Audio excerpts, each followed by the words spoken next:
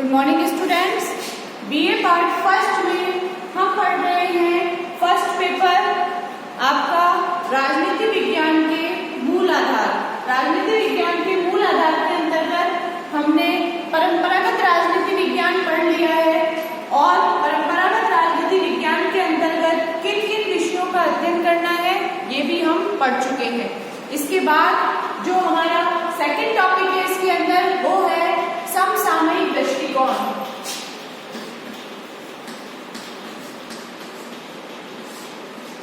राजनीति विज्ञान का समसामयिक दृष्टिकोण।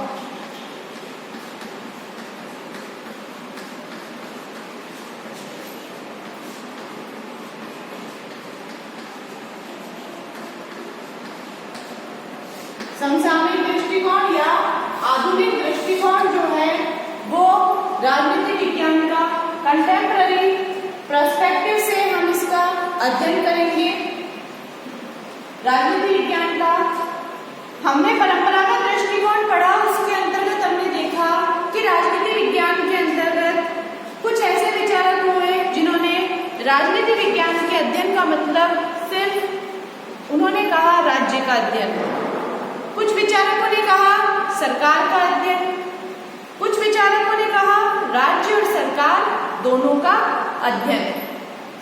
तो राजनीति विज्ञान के समसामयिक दृष्टिकोण के अंतर्गत हम जिस चीज का अध्ययन करेंगे वो सारी जो आधुनिक राजनीति विज्ञान के विचारक हैं उनकी परिभाषाएं होंगी कि आधुनिक विचारकों ने क्या कहा राजनीति विज्ञान के आधुनिक दृष्टिकोण को लेकर, कि राजनीति विज्ञान का जो अध्ययन है वो किस तरह से किया जाना चाहिए। तो सबसे पहले आप इसमें कोटेशन लिख लीजिए। लॉस्वेल एंड कैप्लान की एक आनुभविक खोज के रूप में राजनीति विज्ञान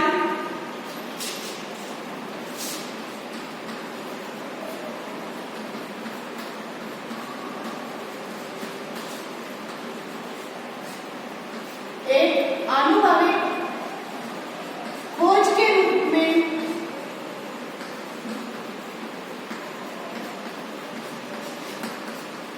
राजनीति विज्ञान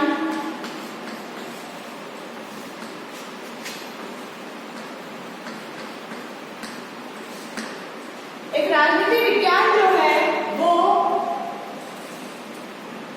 शक्ति के निर्धारण, राजनीति विज्ञान शक्ति के निर्धारण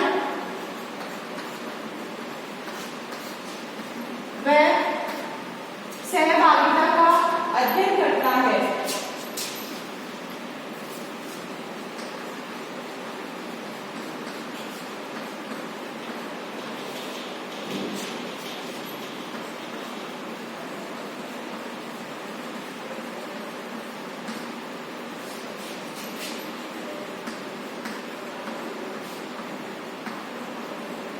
राजनीति विज्ञान जो है वो राजनीति के अंदर शक्ति का निर्धारण करता है कि शक्ति कहाँ किसको प्राप्त है, कैसे प्राप्त होगी, और सहभागिता का अध्ययन करता है कि राजनीति विज्ञान के अंदर कौन कितना सहभागी है। तो इन सब चीजों का अध्ययन राजनीति विज्ञान के अंतर्गत किया जाता है। नोट कर लीजिए आप इसे।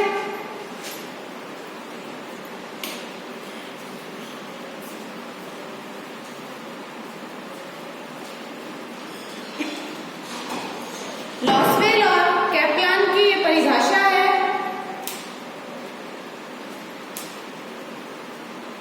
कि आनुभविक खोज के रूप में राजनीति विज्ञान शक्ति के निर्धारण व सहभागिता का अध्ययन करता है। ये है लॉस्वेल और कैप्लान की कोटेशन है।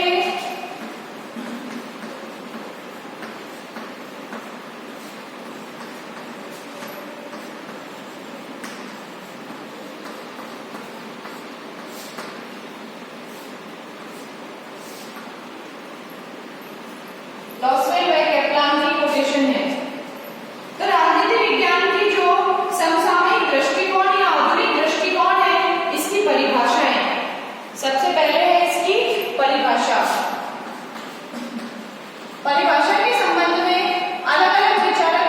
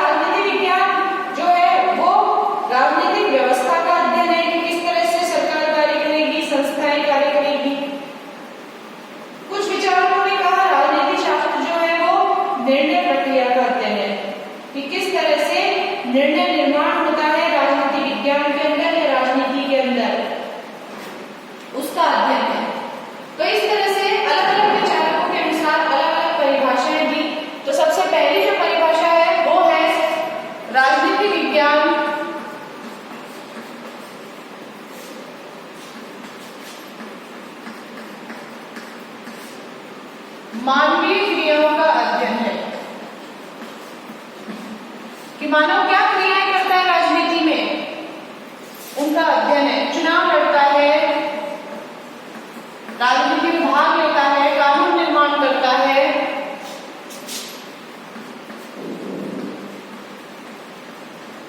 इसके संबंध में अलग अलग विचारकों ने अलग अलग परिभाषाएं दी। तो सबसे पहले जो परिभाषा है वो है कैटलिन के अनुसार राजनीति विज्ञान संगठित मानव समाज से संबंधित है।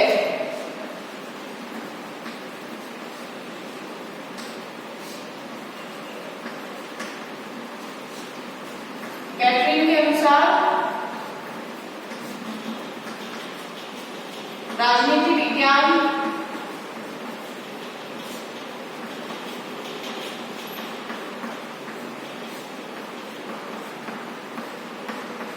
संगठित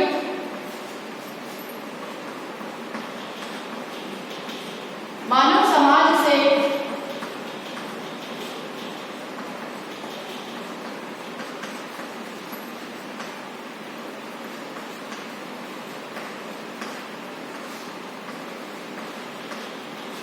संबंधित है।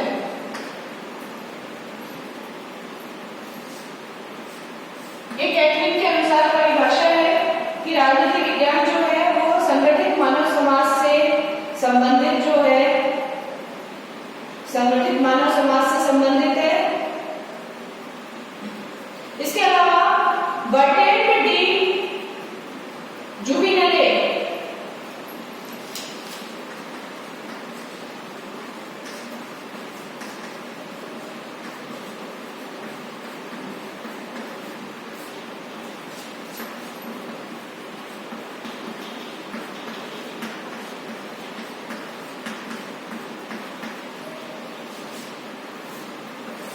ये भी एक विचारक है। इनके शब्दों में हमारा विषय उन राजनीतिक संबंधों का अध्ययन करता है। ये कहते हैं राजनीति विज्ञान के विषय में हमारा विषय उन राजनीतिक संबंधों का अध्ययन करता है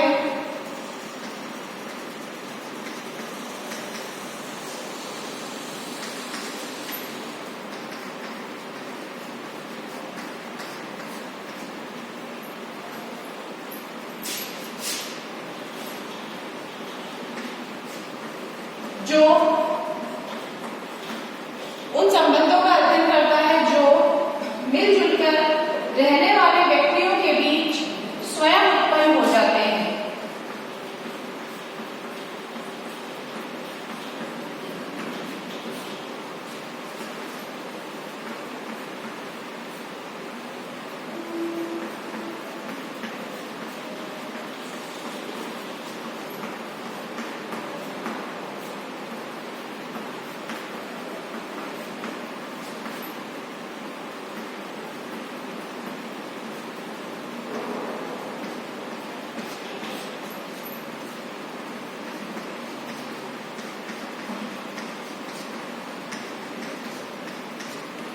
यानी हमारा विषय जो है वो उन संबंधों का अध्ययन करता है जो मिलजुल कर रहने वाले व्यक्तियों के बीच स्वयं ही उत्पन्न हो जाते हैं।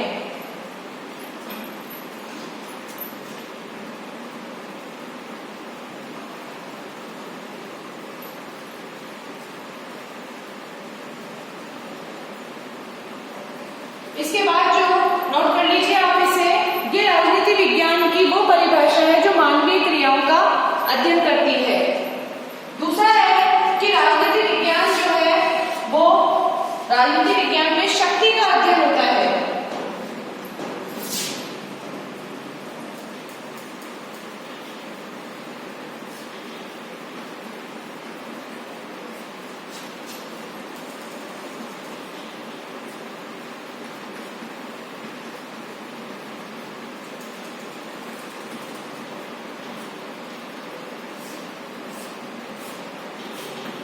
शक्ति का अध्ययन, इस संबंध में अलग अलग विचारों बेकर ने राजनीति को शक्ति से अपृथक्करणीय कहा है।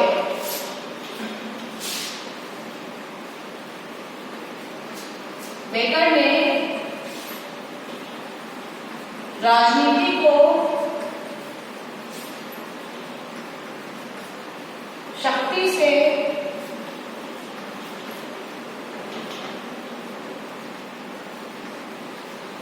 अपृथक्करणीय कहा है। बेकर कहते हैं कि राजनीति जो है वो शक्ति से अलग नहीं है।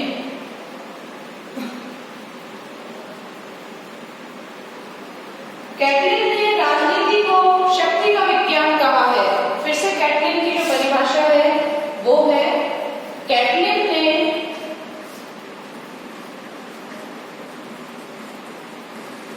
राजनीति को शक्ति का विज्ञान कहा है।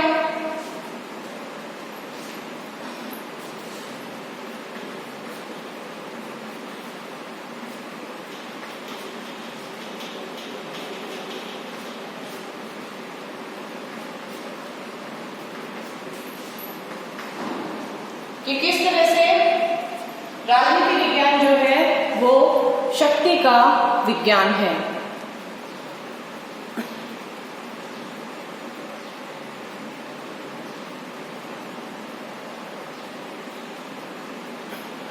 नोट कर लीजिए आप इसे।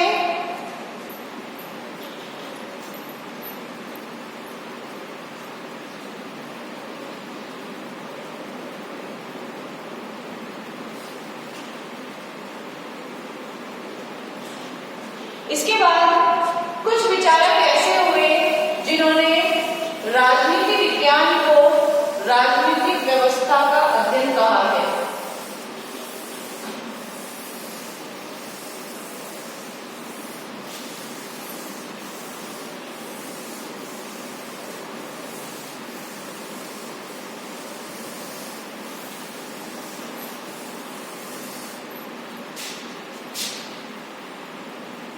कुछ विचारक ऐसे हुए जिन्होंने राजनीति शास्त्र को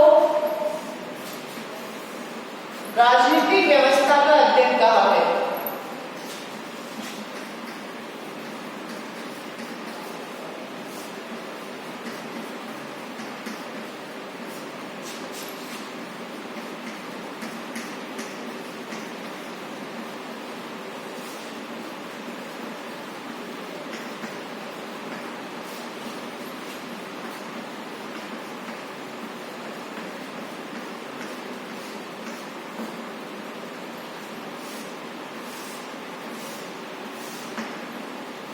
राजनीति शास्त्र, राजनीतिक व्यवस्था का अध्ययन। कुछ विचारक ऐसे हुए जैसे कि आमंड है, ईस्टन है, एक्टर है। इन्होंने राजनीति शास्त्र का अध्ययन समाजशास्त्रीय पृष्ठभूमि में किया और राजनीति शास्त्र में पद्धति तथा व्यवस्था सिद्धांत का प्रयोग करके उसके परिवर्तित क्षेत्र का परिचय दिया।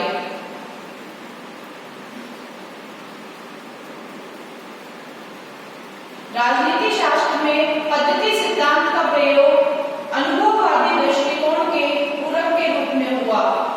पद्धति सिद्धांत के समर्थकों के अनुसार राजनीति शास्त्र संपूर्ण समाज या सामाजिक पद्धति का एक अभिन्न अंग है।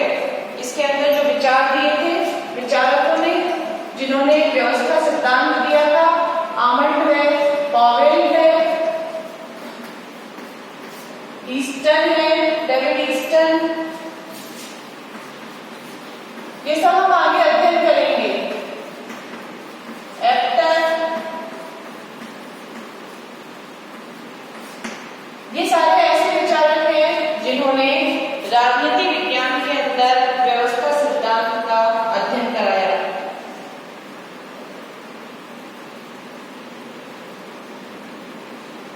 राजनीति शास्त्र में पद्धति सिद्धांत का प्रयोग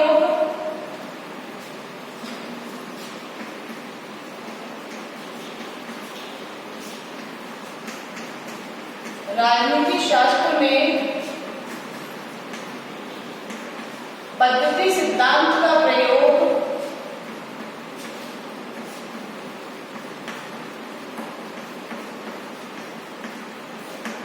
जो पद्धति सिद्धांत का प्रयोग हुआ है वह अनुभववादी दृष्टिकोण के पूरक के रूप में हुआ है।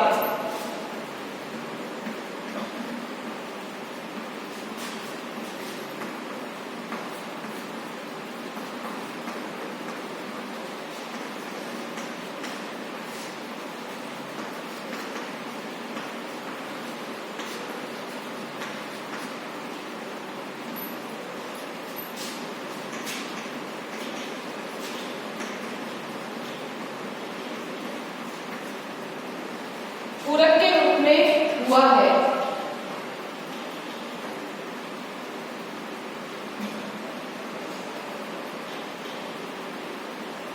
नोट कर लीजिए आप इसे। व्यवस्था सिद्धांत के जो समर्थक है वो राजनीति शास्त्र में सरकार, कानून, संविधान इनके स्थान पर सामाजिक और राजनीतिक प्रक्रिया और इस प्रक्रिया को प्रकट करने वाली संरचनाओं का अंतः संबंध और मनुष्य का राजनीतिक व्यवहार का अध्ययन करते हैं। व्यवस्था सिद्धांत के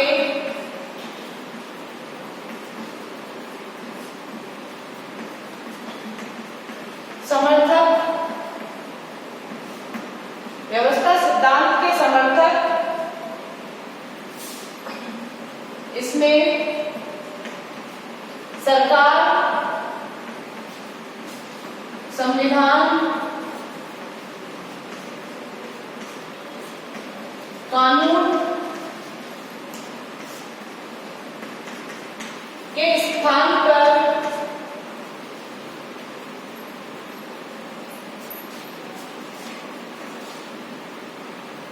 इन सभी चीजों के स्थान पर ये सामाजिक और राजनीतिक प्रक्रिया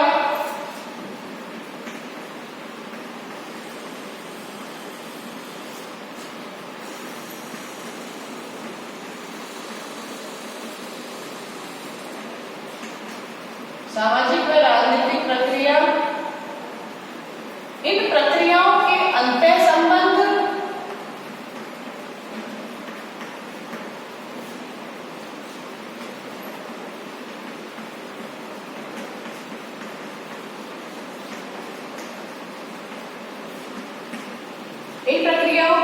अंतः संबंध व मनुष्य के राजनीतिक व्यवहार, राजनीतिक व्यवहार पर बल देते हैं।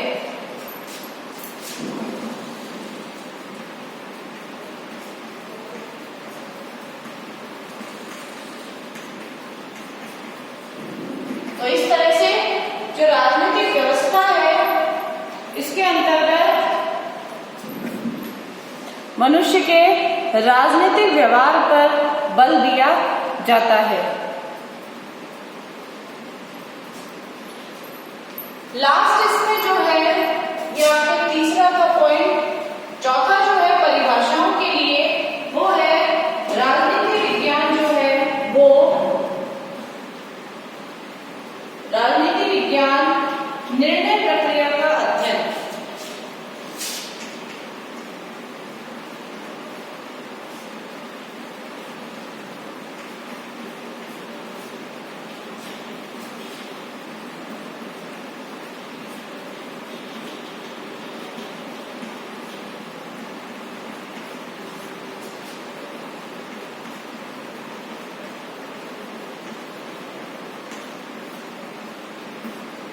राजनीति विज्ञान निर्णय प्रक्रिया का अध्ययन।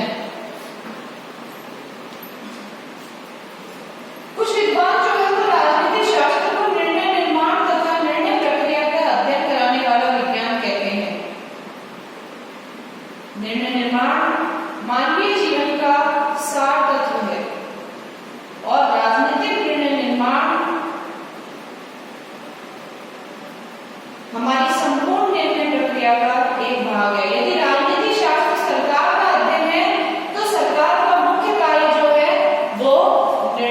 निर्माण है। ये कहते हैं कि यदि राजनीति विज्ञान, जैसे कि पाश्चात्य जो परंपरागत जो राजनीति विज्ञान है, ट्रेडिशनल जो विचारक थे, थिंकर्स थे, उन्होंने कहा था उसकी परिभाषाओं को लेकर कि राजनीति विज्ञान सिर्फ सरकार का अध्ययन है। तो ये कहते हैं कि यदि राजनीति विज्ञान सरकार का अध्ययन है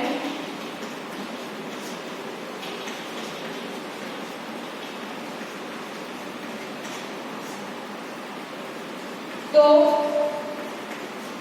यदि राजनीति विज्ञान सरकार का अध्ययन है तो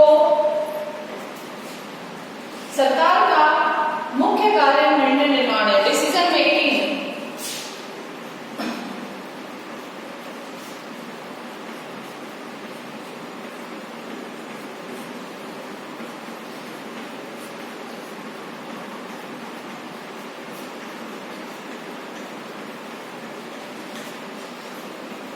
यानी निर्णय लेना सरकार का मुख्य कार्य है। यदि राजनीति विज्ञान का अध्ययन सरकार का है तो उसका मुख्य कार्य जो है वो निर्णय निर्माण है।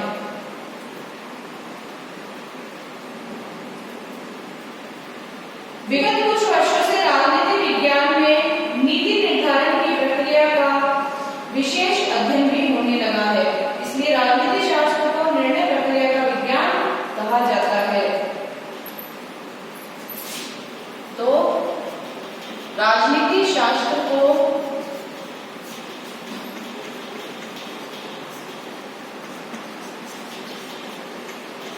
निर्णय प्रक्रिया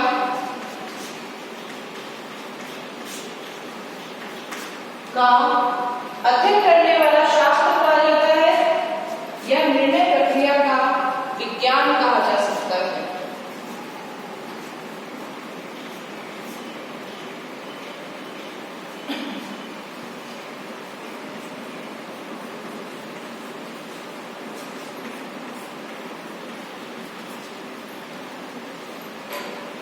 तो इस प्रकार से राजनीति विज्ञान की जो आधुनिक दृष्टिकोण है उसकी ये परिभाषा है।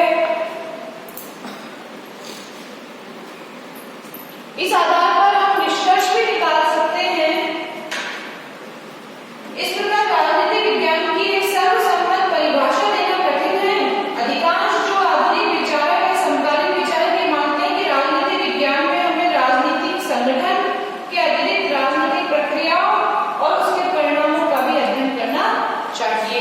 तो निष्कर्ष है इसकी परिभाषाओं का कि राजनीति विज्ञान में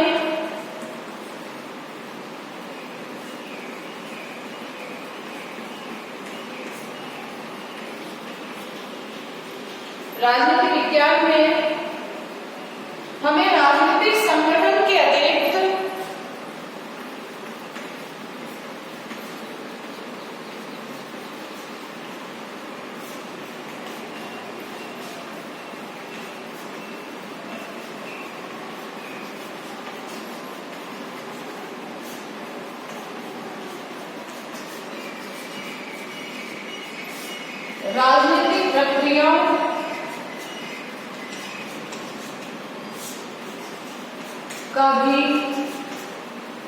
राजनीतिक प्रक्रियाओं का भी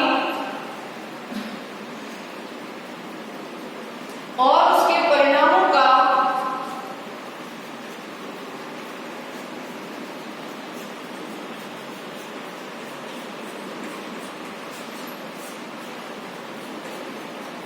समुचित अध्ययन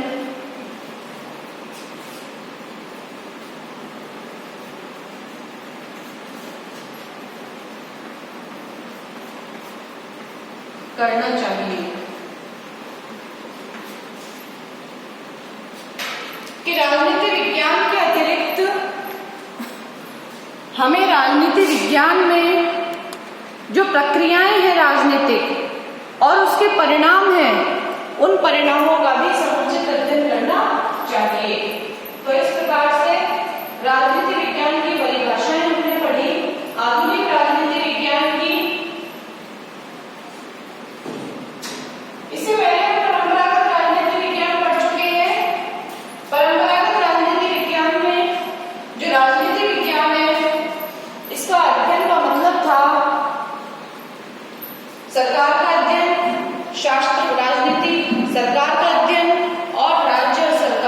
दोनों का अध्ययन। लेकिन जो राजनीति शास्त्र की आधुनिक परिभाषा है, इसमें राजनीति शास्त्र जो है वो मानवीय क्रियाओं का अध्ययन है। कुछ विचारकों ने कहा कि राजनीति विज्ञान जो है वो मानव की क्रिया है, कि मानव क्या क्या करता है राजनीति में, उसका अध्ययन है। कुछ ने कहा कि राजनीति विज्ञान जो है वो शक्ति का अध्ययन है, कि राजनीति में पावर होती है, शक्ति होती है, उसी का अध्ययन राजनीति विज्ञान का अध्ययन माना जाता है। फिर कुछ विचारक ऐसे हुए जिन्होंने कहा कि राजनीति विज्ञान व्यवस्था का अध्ययन है, राजनीतिक व्यवस्था।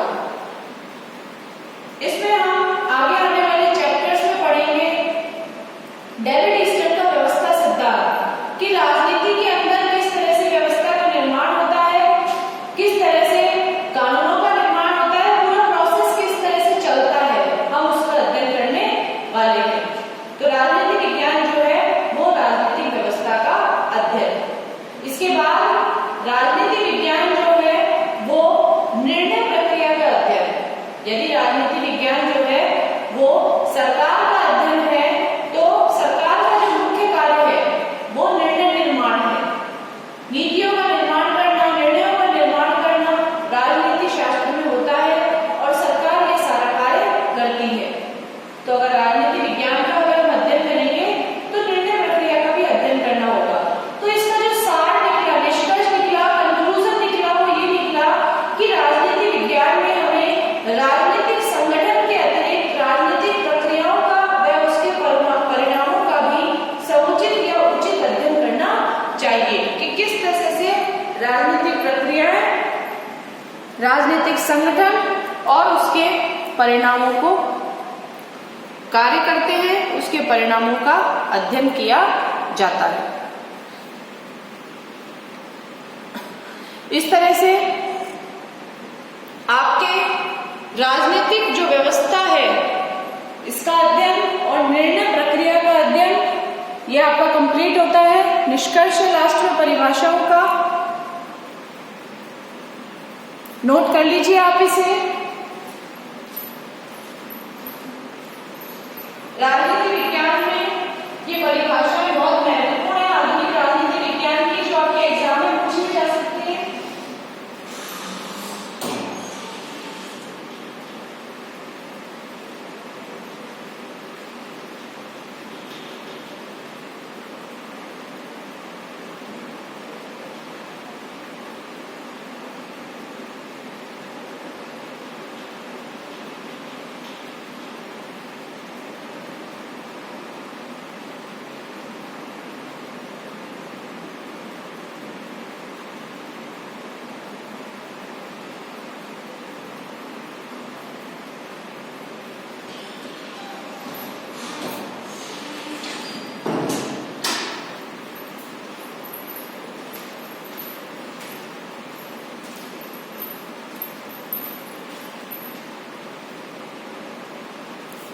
इसके बाद अगला हम टॉपिक पढ़ेंगे राजनीति विज्ञान में आधुनिक